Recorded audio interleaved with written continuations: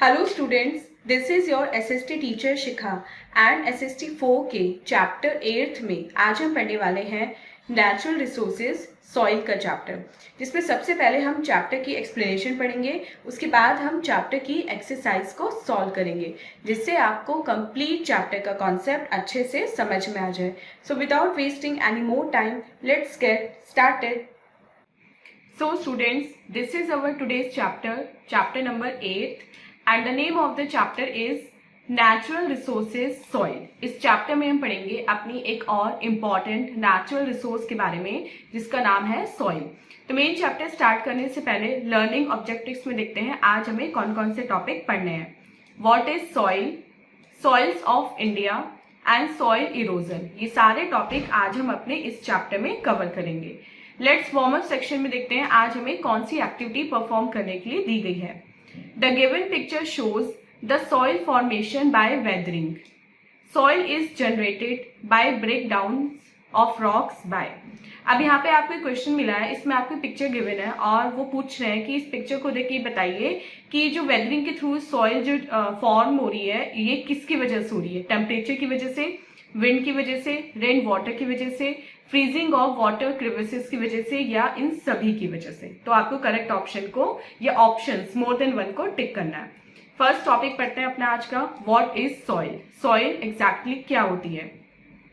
Soil हमारी earth surface का सबसे टॉप मोस्ट लेयर होती है। इसमें रॉक्स, मिनरल्स और ऑर्गेनिक मैटर का मिक्सचर होता है। मतलब सॉइल में ये तीनों चीज मिक्स होती हैं। ये वो मीडियम होता है जिसके थ्रू प्लांट्स ग्रो करते हैं और इसकी वजह से अर्थ पे जो लाइफ है वो पॉसिबल है। अर्थ पे जो लाइफ को सॉइल है वो सपोर्ट करती है। अब सॉइल फॉर्म कैसे होती है। सॉइल का जो फॉर्मेशन है वो एक बहुत लंबा प्रोसेस है। ये रॉक्स की वेदरिंग से, मतलब रॉक्स के टूटने से स्टार्ट होता है। जब रॉक्स छोटे छोटे पीसेस में ब्रेक डाउन होती हैं तो वो रिवर्स में पानी के साथ और विंड के साथ एक जगह से दूसरी जगह पे पहुंच जाती हैं। अब जो सेडिमेंट होता है और जो टाइनी रॉक पार्टिकल्स होते हैं वो इन प्लेसेस पे वाटर में या विंड में एक जगह पे इकट्ठे होने लगते हैं। इनके साथ बहते बहते एक जगह पे इकट्ठे होने लगते हैं। अब ऐसे ही सेडिमेंट्स का एक्यूमुलेशन जो होता है, जो ढेर होता है, वो बहुत 100 ऑफ ईयर्स बाद मिलके क्या बनाता है, वो बनाता है सॉइल। अब सॉइल की हमारी 4 लेयर्स होती हैं।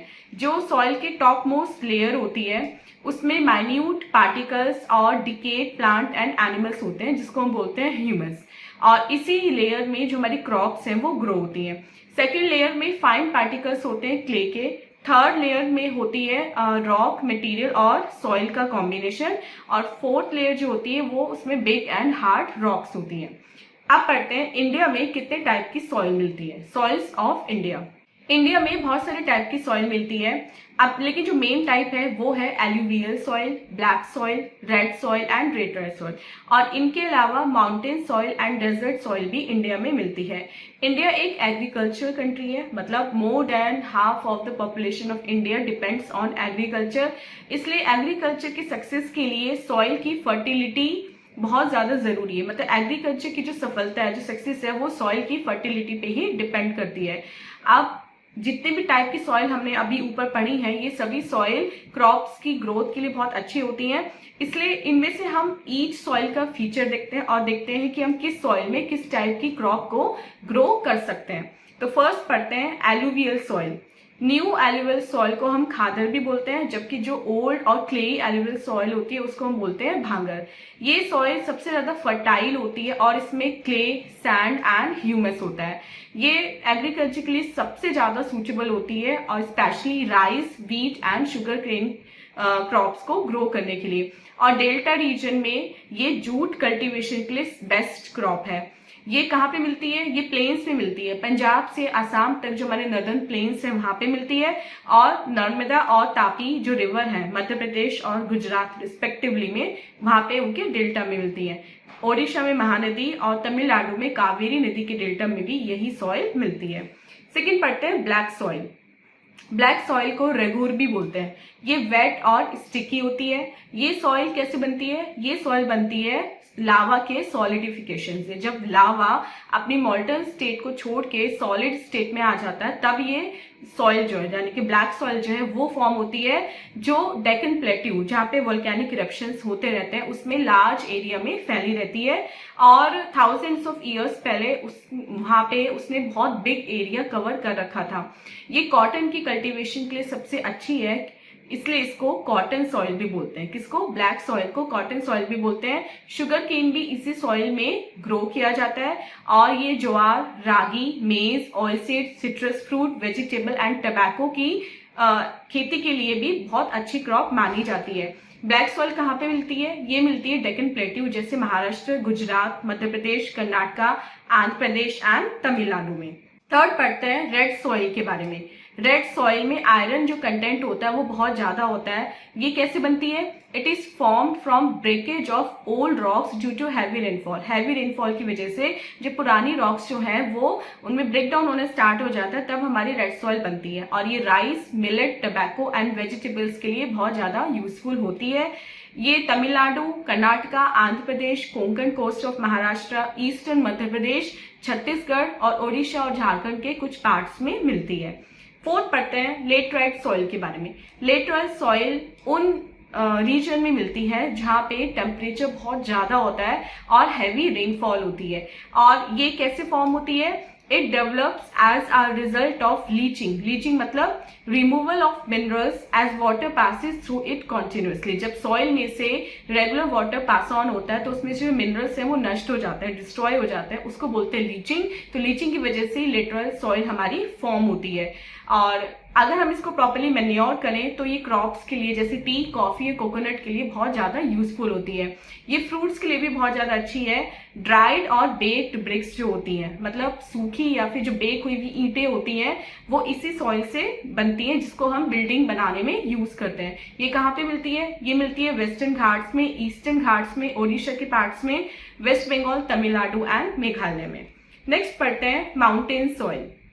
माउंटेन सॉइल जैसे कि नेम से ही क्लियर है, ये हाई हिल्स या हिल स्लोप्स में मिलती है। और ये कैसे फॉर्म होती है? This soil is formed as a result of deposition of organic matter derive from forest growth.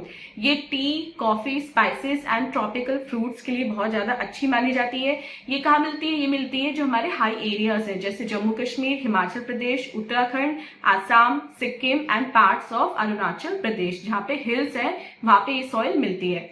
Next पढ़ते हैं डेजर्ट सॉइल के बारे में। डेजर्ट सॉइल कहाँ मिलती है? ये भी अपने नेम से क्लियर है कि ये डेजर्ट में मिलती है और उन एरिया से मिलती है जहाँ पे बहुत कम रेनफॉल होती है, जैसे राजस्थान का बहुत बड़ा पार्ट, गुजरात, पंजाब के कुछ एरियाज और हरियाणा में ये सैंडी सॉइल मिलती है, डेजर्ट सॉइल मिलती है। ये सॉइल फर्टाइल नहीं होती। अगर हम इसको प्रॉपरली वाटर से इरिगेट करें तो इसमें हम मिलेट्स, पल्सेस या कॉटन थोड़ी बहुत ग्रो कर सकते हैं। नेक्स्ट टॉपिक पढ़ते हैं आज का, सॉइल इरोजन। सॉइल इरोजन क्या होता है? डिफॉरेस्टेशन यानी कि पेड़ों को काटने या फिर एनिमल्स के एक ही टाइप ऑफ सॉइल में ओवर ग्रेजिंग की वजह से सॉइल क्या होती है? लूज हो जाती है। अब जो स्ट्रॉन्ग विंड्स होती है या फिर रेनफॉल होती है उस सॉइल को अपने साथ इजीली बहा के ले जाती है, इसको बोलते हैं सॉइल इरोजन। और ह्यूमन एंड नेचुरल दोनों टाइप की जो एक्टिविटीज होती है वो सॉइल इरोजन के लिए रिस्पॉन्सिबल होती है। मतलब ह्यूमन एक्टिविटीज भी, डिफॉरेस्टेशन तो हम ही लोग करते हैं ना, पेड़ हम ही लोग काटते हैं, एंड जो ये होता है ओवर ग्रेजिंग ऑफ एनिमल ये भी हम ही कराते हैं एनिमल से।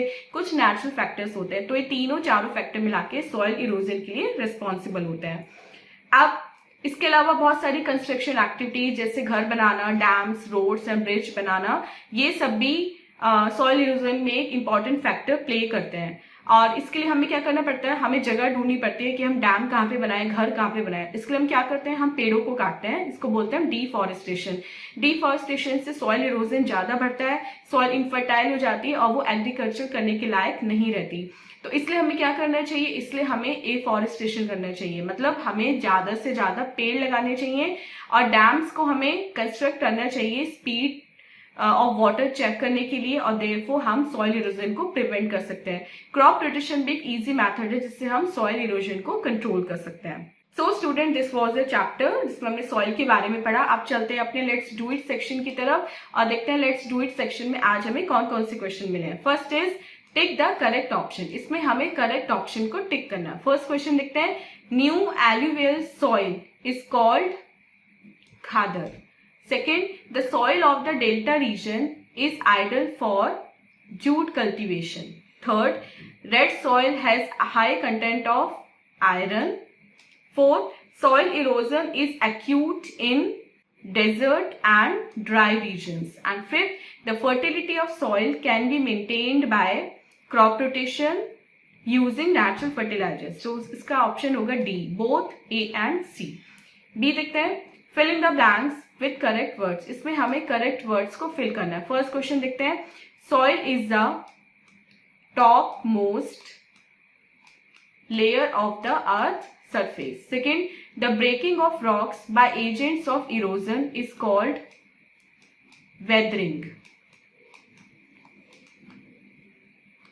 Third, the decayed plant and animal matter that makes soil fertile is called humus. Fourth, alluvial soil is made up of clay and sand. And fifth is another name for black soil, cotton soil. Cotton soil. सी देखते हैं, right true और false for each statement. अब यहाँ पे आपको कुछ statement दिए गए हैं, इनमें आपको बताना है कि कौन सा ट्रू है एंड कौन सा फॉल्स है. First, soil formation is a quick process. False. Second, the top most layer of soil consist of humus. True. Third, new alluvial soil is called bhangar. False. That is called khadar. Fourth, in the delta region, black soil is ideal for jute cultivation. Yes, this is true. And fifth, black soil is the best for cotton cultivation. This is also true. So student, this was an exercise. I hope आपको complete chapter with exercise अच्छे से समझ में आ गया है. And this was our today's video. मिलते हैं अपनी next video में इसे next chapter की explanation के साथ. Till then, आप अपना बहुत बहुत ध्यान रखिएगा and bye bye.